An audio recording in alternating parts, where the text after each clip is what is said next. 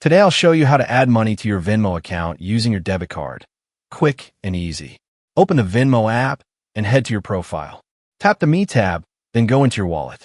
That's where everything is. In the wallet, you'll see an Add Money option. Tap that.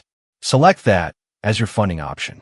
Type in how much you want to add and choose your linked debit card as the payment source. The transfer happens instantly. You'll see the transaction in your activity feed under the Me tab. If it doesn't go through, you'll get an email and the funds won't move. Set up auto reload or schedule, optional.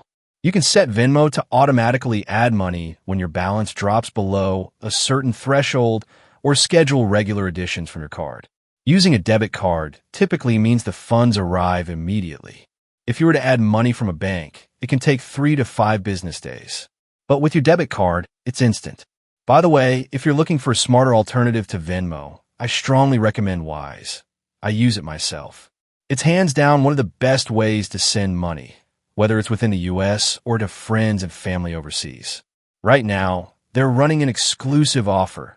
Sign up using the link below and your first transfer, up to $800, is completely free with 0 fees.